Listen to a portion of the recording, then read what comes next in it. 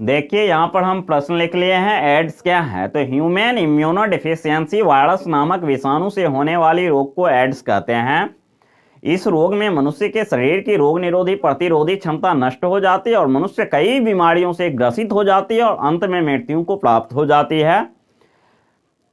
इस रोग के विषाणु सर्वप्रथम अफ्रीका के बंदरों में पाया गया था, लेकिन किसी कारणवश वह क्या हो गया, मनुष्य के शरीर में आ गया। और मनुष्य के शरीर में आने के बाद क्या हो गया, आज जिससे मतलब संपूर्ण दुनिया ग्रसित हो गया और आज ये रोग संपूर्ण दुनिया में फैल गई है।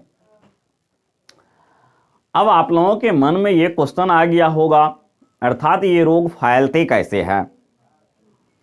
इस रोग का फैलने का सबसे मुख्य कारण है ब्लड का संपर्क। एड्स होने के प्रश्न बोल देगा कि एड्स होने के विभिन्न कारणों को लिखे, तो इसका जवाब हो जाएगा एड्स फैलने के विभिन्न कारण निम्न हैं। तो इसका सबसे मतलब मुख्य कारण है ब्लड का संपर्क। ब्लड का संपर्क जब भी होती है तो ये रोग फैलती है। और ये रोग होने के बाद ये विषाणु क्या करती है, किसी भी मनुष्य के शरीर में अगर जाती है तो वो क्या करती है, तो हमारे शरीर में जो मतलब बीमारी से लड़ने की क्षमता है, अर्थात जैसे ही हमारे शरीर में कोई भी जीवाणु या विषाणु या प्रोटोजोआ कुछ भी अगर प्रवेश करती है तो वो क्या करती है, तो उसके ऊपर हमला बोलती है। और हमला बोलने के बाद क्या करती है, अर्थात उस जीवाणु को अर्थात विषाणु को या मतलब प्रोटोजोआ को खत्म कर देती है। और खत्म करने के बाद क्या हो जाती है, मतलब वो कीटाणु नष्ट हो जाते हैं और हम स्वस्थ हो जाते हैं। जैसे आप लोग देखते होंगे कभी कभार ऐसा भी होता है कि आप लोग के शरीर में बुखार लगा, बुखार लगने के बाद तेज बुखार आ जाती है, तेज बुखार आने के बाद आप स्वस्थ भी हो जाते हैं। तो ये ऐसा तब होता है जब ये मतलब ये शरीर की रोग निरोधी प्रतिरोधी क्षमता जो है वो क्या करती है, अर्थात आपके शरीर में कोई भी जीवाणु अगर प्रवेश करती है तो उसके ऊपर हमला बोलती है। हमला बोलने के बाद क्या करती है, शरीर के तापमान को वो बढ़ा देती है। बढ़ाने के बाद क्या करती है, वो तापमान इतना ज्यादा बढ़ा देती है कि उसमें मतलब जीवाणु जो है मर जाती है और मरने के बाद आप स्वस्थ हो जाते हैं। लेकिन कभी कभार ऐसा भी होता है कि शरीर का बार बार तापमान बढ़ रहा है लेकिन वो जीवाणु नहीं मर रहा है। नहीं मरने के बाद क्या हो जाता है, तो आप बीमार पड़ जाते हैं। ऐसा भी देखने में आया होगा कि आपके शरीर का बार बार तापमान बढ़ रहा है, अर्थात आपको बार बार बुखार आ रहा है, लेकिन बुखार आने के बाद क्या हो रहा है, आपका बुखार ठीक नहीं हो रहा है। तो इसका अर्थ है कि अर्थात वो जीवाणु जो है नहीं मर रहा है और आपके शरीर का जो रोग निरोधी प्रतिरोधी क्षमता है वो बार बार शरीर का टेम्परेचर को बढ़ा रहा है उसको मारने के लिए, लेकिन वो मर नहीं रहा है, जिनके कारण आपके शरीर में बार बार बुखार आ रहा है। तो हम लोग क्या करते हैं, मार्केट से ला करके टिकिया खाते हैं, अर्थात टेबलेट जिसको कहते हैं अंग्रेजी में। तो हम लोग मार्केट से टेबलेट ला करके खाते हैं और खाने के बाद शरीर में क्या हो जाती है, जैसे सेना को लड़ने के लिए क्या मतलब जैसे छोटा बंदूक होता है, आज छोटा बंदूक से अगर बड़ा बंदूक दे देते हैं, तोप दे देते हैं, तो वो दुश्मन पर जोरों से हमला करती है।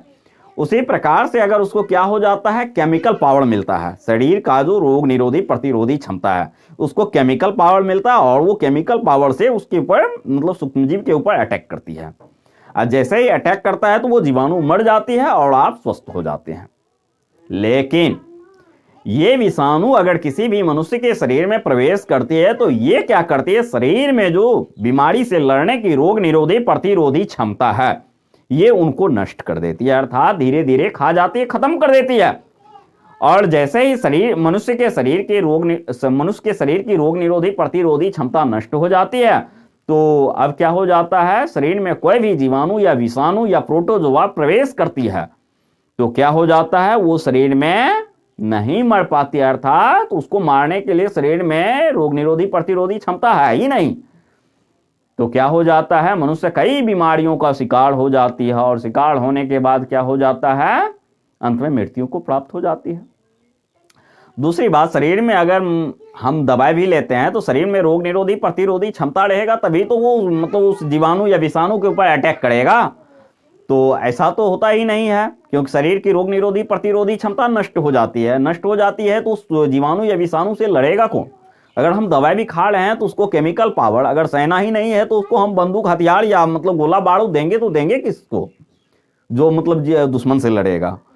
तो शरीर में जो भी मतलब जीवाणु या विषाणु प्रवेश करती है तो उनसे लड़ने के लिए रोग निरोधी प्रतिरोधी क्षमता होनी चाहिए, जो क्या करेगा, दवाई भी लेते हैं तो केमिकल अटैक करेगा, तो वो तो है ही नहीं, वो तो खत्म हो गया है। वो जब खत्म हो गया तो बीमारी से लड़ेगा कौन। तो और क्या हो जाता है, मनुष्य कई बीमारियों का शिकार हो जाती है और अंत में मृत्यु को प्राप्त हो जाती है। अब आप लोगों के मन में ये क्वेश्चन आया होगा, अर्थात इस रोग को फैलने का कारण क्या है, जिससे ये रोग फैलती है। रोग फैलती है, अगर हम लोग जान जाएंगे कि ये कैसे फैलता है तो हम उससे बचाव करेंगे। चलिए ठीक है, इसके बारे में भी हम बता देते हैं। सबसे पहला कारण है इसका कि अनैतिक यौन संबंध। तो आप लोग इसका जवाब लिख सकते हैं, एड्स फैलने के विभिन्न कारण निम्न हैं। ठीक है, इसका सबसे पहला कारण है अनैतिक यौन संबंध। लोग यहां से बाहर जाते हैं कमाने के लिए, जैसे बाहर जाते हैं कमाने के लिए तो वहां पर क्या हो जाता है, अनजान व्यक्तियों के साथ यौन संबंध स्थापित कर लेते हैं। अनजान व्यक्तियों के साथ यौन संबंध स्थापित करने के बाद अगर आप तो ये नहीं जानते हैं कि वो व्यक्ति जो है इस रोग से ग्रसित है या नहीं है। अगर इस रोग से ग्रसित है तो आप क्या करते हैं, अनजान व्यक्तियों के साथ यौन संबंध स्थापित कर लेते हैं।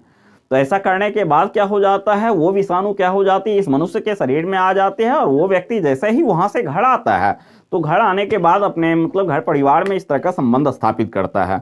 ऐसा संबंध स्थापित करने के बाद अब क्या हो जाता है, उनके घर परिवार का भी आदमी क्या हो जाता है, इस रोग से ग्रसित हो जाता है। इसके अलावा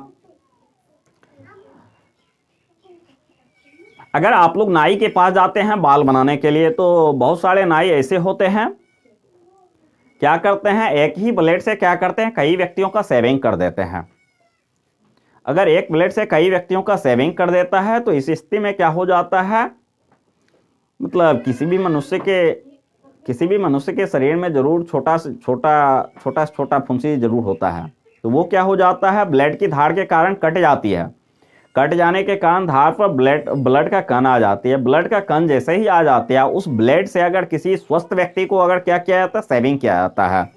शेविंग करने के बाद क्या हो जाती है, दोनों के ब्लड का संपर्क हो जाता है। अगर वो व्यक्ति इससे पहले जो शेविंग कराया है अगर वो HIV ग्रसित होगा तो क्या हो जाता है, उनके ब्लड का संपर्क स्वस्थ व्यक्ति के ब्लड से हो जाएगा और स्वस्थ व्यक्ति भी इस रोग से ग्रसित हो जाएगा।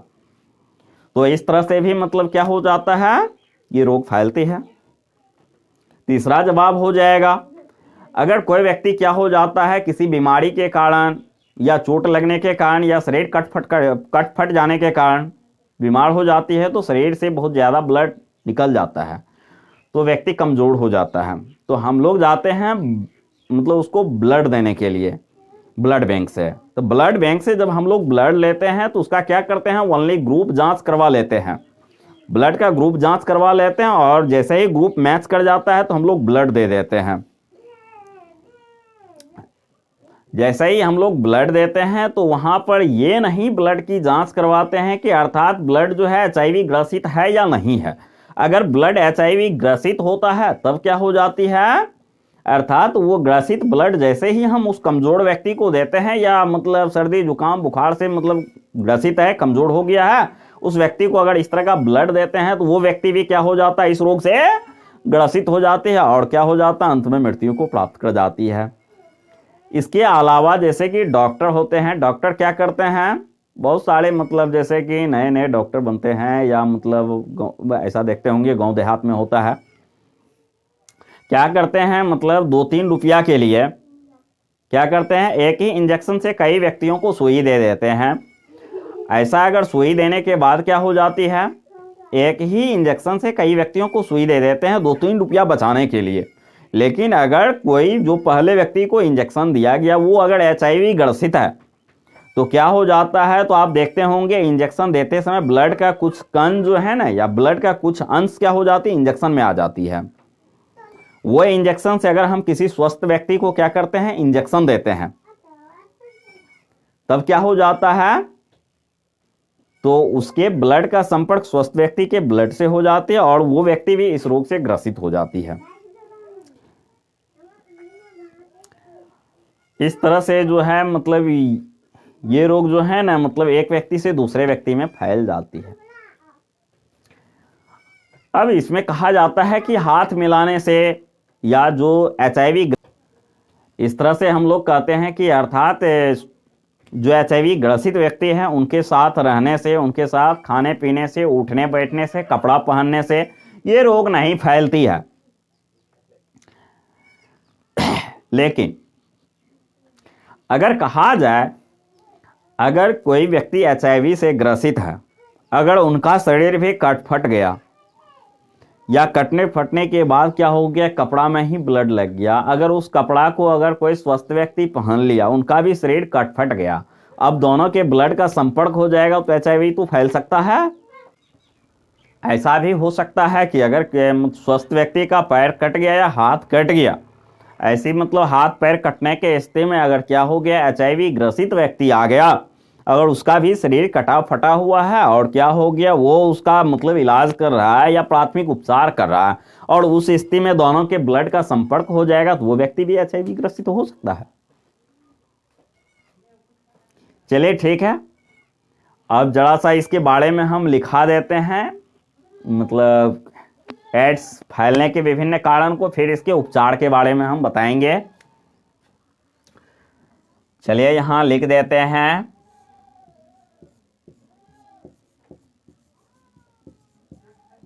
एड्स फैलने के विभिन्न कारणों को लिखें, विभिन्न कारणों को लिखें। चलिए लिख दिए यहां पर प्रश्न, एड्स फैलने के विभिन्न कारणों को लिखें। चलिए ठीक है, अब इनका उत्तर लिख देते हैं। एड्स फैलने के विभिन्न कारण निम्न है, यहां लिख देते हैं एड्स फैलने के विभिन्न कारण निम्न है। चलिए ठीक है, निम्न है, वो एड्स फैलने के विभिन्न कारण निम्न है। चलिए दे दिए, एड्स फैलने के विभिन्न कारण निम्न है। तो इसका पहला कारण होता है अनैतिक यौन संबंध।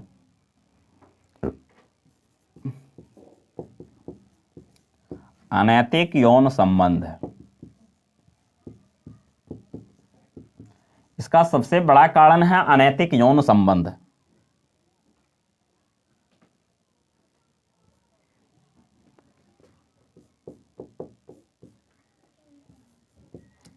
नाई द्वारा एक ब्लेड से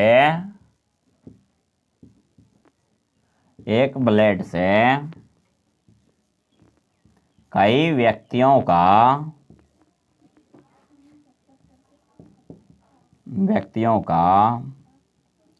सेविंग किया जाना,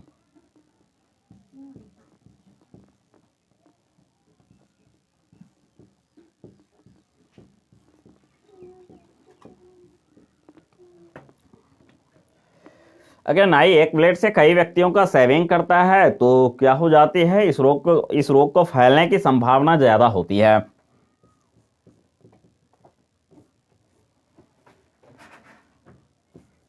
किसी व्यक्ति को दी जाने वाली ब्लड, किसी व्यक्ति को दी जाने वाली यानी किसी व्यक्ति को दी जाने वाली ब्लड बिना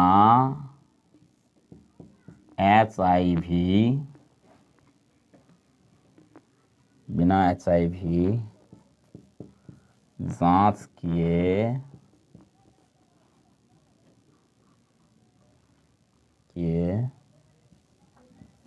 दिया जाना।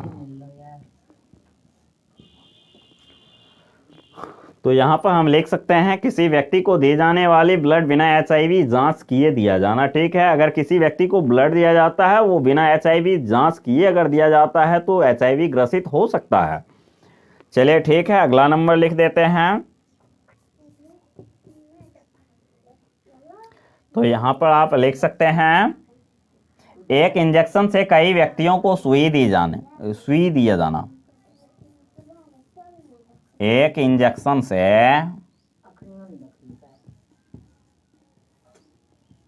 एक इंजेक्शन से कई व्यक्ति को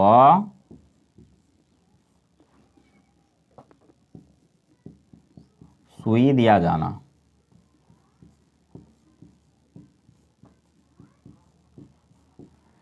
चलिए देखिए, तो यहां पर लिख सकते हैं एक इंजेक्शन से कई व्यक्ति को सुई दिया जाना। अगर एक इंजेक्शन से कई व्यक्ति को सुई दिया जाता है तो इनसे भी HIV फैलने का बहुत ज्यादा खतरा होता है। चलिए ठीक है, चलिए देखिए अगला प्रश्न लिखा देते हैं। अब एड्स से हम बचाव के बारे में बताते हैं। चलिए ठीक है, पहले प्रश्न लिख देते हैं।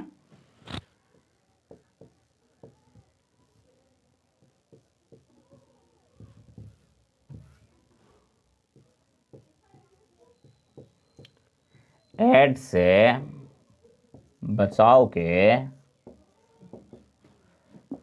विभिन्न उपायों को लिखें। चलिए लिख दिए, एड्स से बचाव के विभिन्न उपायों को लिखें। ठीक है, यहां पर उत्तर दे देते हैं। एड्स से बचाव के विभिन्न उपाय निम्न हैं।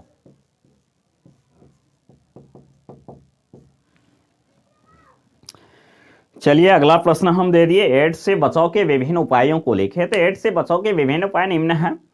हम पहले बता दिए हैं कि अर्थात एड्स अगर हो गया किसी व्यक्ति को तो उनसे बचने का कोई उपाय नहीं है, उनका केवल एक ही उपाय है, मृत्यु। लेकिन अगर नहीं हुआ है तो आप बच सकते हैं। तो ठीक है, जान लीजिए कैसे बचा जा सकता है। तो सबसे पहला बचाव का उपाय है अर्थात अनैतिक यौन संबंध से दूर रहनी चाहिए। अर्थात पारिवारिक और स्वस्थ जीवन ही, अर्थात स्वस्थ और पवित्र जीवन ही जीनी चाहिए। तो इनका सबसे पहला उपाय है अनैतिक यौन संबंध से दूर रहनी चाहिए, बचनी चाहिए और पारिवारिक और स्वस्थ जीवन जीनी चाहिए। चलिए ठीक है, अगर ऐसा करते हैं तो आप स्वस्थ रहते हैं। दूसरी बात, अगर आप नाई के पास बाल बनाने जाते हैं तो उसको जरूर इतना बात जरूर बोल दीजिए, भैया 1 रुपया आप हमसे ज्यादा ले लीजिए, लेकिन उसमें नया ब्लेड लगा करके उसके बाद साफ करके आप हमको मतलब सेविंग कीजिए। ऐसा जरूर कह सकते हैं और ऐसा काम जरूर करवा लीजिए, क्योंकि ये आपकी जिंदगी के लिए बहुत ज्यादा महत्वपूर्ण है।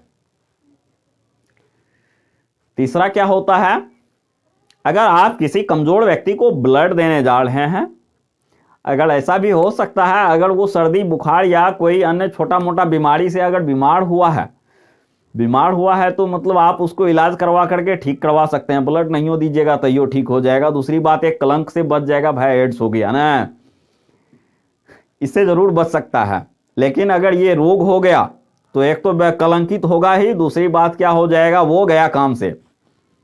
आप ब्लड क्या दे रहे हैं, उसका इलाज क्या कर रहे हैं, उसको एकदम मृत्यु के मुंह में धकेल रहे हैं। तो आप जरूर कहीं पर अगर ब्लड देने जाते हैं तो उस ब्लड की जरूर HIV जांच करवा करके ही ब्लड दीजिए। अगर वो ये देख लेना है ये ब्लड जो दे रहे हैं ये HIV ग्रसित तो नहीं है, अगर ग्रसित नहीं है तो ही ब्लड दीजिए। तीसरा क्या कर सकते हैं, अगर इंजेक्शन अगर दिया जा रहा है, कहीं पर भी देखते हैं अगर एक इंजेक्शन से दूसरे व्यक्ति को इंजेक्शन दिया जा रहा है तो आप जरूर वहां पर डॉक्टर को बता दीजिए, भैया आप नया इंजेक्शन लीजिए, 3 रुपया आप हमसे एक्स्ट्रा ले लीजिए या 5 रुपया एक्स्ट्रा ले लीजिए, लेकिन नया इंजेक्शन से सुई दीजिए। अगर ऐसा करते हैं तो आप बच सकते हैं। तीसरी बात, अगर आपके समाज में कहीं अशिक्षित व्यक्ति है, अगर इस रोग के बारे में नहीं जानते हैं तो आप उसको जरूर जागरूक कीजिए। तो आपका ये भी काम है, क्योंकि अगर आपके समाज में कोई व्यक्ति इस तरह से ग्रसित हुआ है तो इसकी कोई गारंटी नहीं है कि आप भी ग्रसित नहीं हो सकते हैं, कोई ना कोई माध्यम बन सकता है। तो इसलिए उसको भी जागरूक करें, क्योंकि अगर समाज क्या हो जाता है, अगर आप देखते होंगे एक बड़ा सा टोकरी उसमें एक सड़ा हुआ आम है तो सारा आम सड़ सकता है। तो उसी प्रकार से अगर समाज में अगर एक व्यक्ति अगर इस रोग से ग्रसित हो गया है तो दूसरा व्यक्ति भी अनजाने में किसी न किसी माध्यम से आप भी ग्रसित हो सकते हैं। इसलिए समाज में जरूर इस चीज की जागरूकता जरूर फैला दें और जागरूक जरूर कर दें आप अगर जानते हैं तो। तीसरी बात, कहा जाता है कि अर्थात इनसे हाथ मिलाने से या इनके साथ रहने से ये रोग नहीं फैलती है, लेकिन हमारा तो यही निर्देश है अगर इस तरह से अगर कोई व्यक्ति ग्रसित हो गया है तो आप उनके साथ नहीं रहें, उनके साथ मतलब उठना बैठना मतलब उनके साथ जो है ना दूरी बना करके ही रखें तो अच्छा है। अगर आप ऐसा नहीं करते हैं तो आप भी ग्रसित हो सकते हैं और इस कलंक से आप भी नहीं बच सकते हैं। चलिए ठीक है, बहुत कुछ बता दिए, तो अब यहां पर ये तो मौखिक बता दिए, अब लिखा भी देते हैं।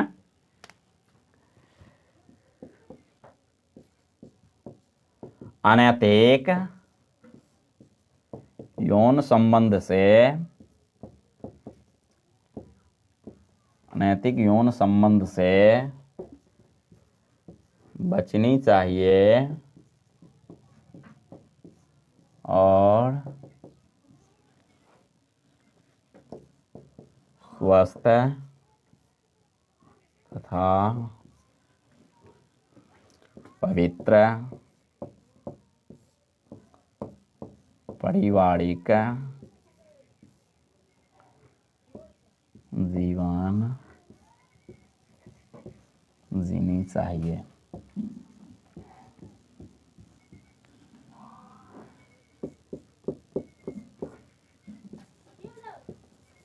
एक ब्लेड से एक ही व्यक्ति का सेविंग करनी चाहिए, सेविंग करनी चाहिए। एक ब्लेड से एक ही व्यक्ति का सेविंग करनी चाहिए। चलिए ये तो नाई का काम हो गया, लेकिन आप लोग जब जाते हैं इस तरह से सेविंग वेविंग करवाने तो ये जरूर कर लें कि अर्थात उसको बता दे भैया नया ब्लेड लगाइए तभी हम सेविंग कराएंगे, नहीं तो नहीं कराएंगे, ऐसा जरूर कर लें। तीसरा हो जाएगा, एक इंजेक्शन से एक ही व्यक्ति को सुई दी जानी चाहिए। एक इंजेक्शन से एक ही व्यक्ति को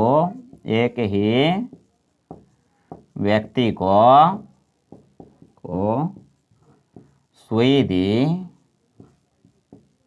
जानी चाहिए। एक इंजेक्शन से केवल एक ही व्यक्ति को सुई दी जानी चाहिए, दूसरे व्यक्ति को नहीं दी जानी चाहिए। चलिए ठीक है, ये तो हो गया डॉक्टर के लिए, लेकिन आप लोगों के लिए यही निर्देश है कि अगर कहीं पर देखते हैं एक इंजेक्शन से दूसरे व्यक्ति को सुई देते हुए तो उसको जरूर बता दीजिए भैया ऐसा मत कीजिए, ये क्या है, इसके लाइफ का सवाल है।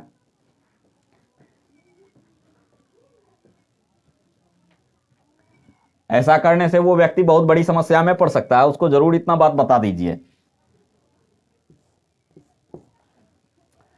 फिर क्या हो जाएगा, किसी व्यक्ति को दी जाने वाली ब्लड क्या करनी चाहिए, HIV, बिना HIV ग्रसित होनी चाहिए, नहीं। तो चलिए यहां पर लिख देते हैं, किसी व्यक्ति को दी जाने वाले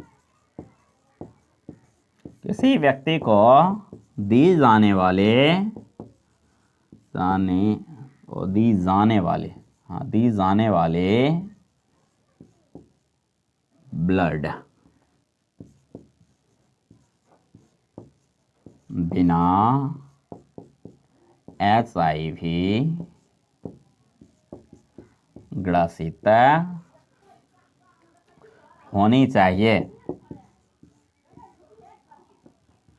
किसी व्यक्ति को दी जाने वाली ब्लड बिना HIV ग्रसित होनी चाहिए। चलिए ठीक है, पांचवा हो जाएगा, HIV ग्रसित व्यक्तियों से क्या करनी चाहिए, दूरी बना करके रखनी चाहिए। HIV ग्रसित व्यक्ति से दूरी बनाकर रखनी चाहिए। चलिए देखिए, HIV ग्रसित व्यक्ति से दूरी बना करके ही रखनी चाहिए, हमारा तो यही निर्देश है। चलिए ठीक है, धन्यवाद। आज का क्लास यहीं पर ख़त्म करते हैं। आज का क्लास हमको लगता है बहुत ही ज़्यादा इंटरेस्टेड हुआ होगा। दूसरी बात, हमको लगता है कि अगर इसको सुने होंगे ध्यान से तो सबको याद हो गया होगा। अगर निबंध भी बोलेगा लिखने के लिए तो हमको लगता है कि आप, ये तो हम केवल मूल पॉइंट लिखा है, आप लोग जो है इस पर 3, 4, 5 पन्ना तो ज़रूर लिख देंगे। चलिए ठीक है।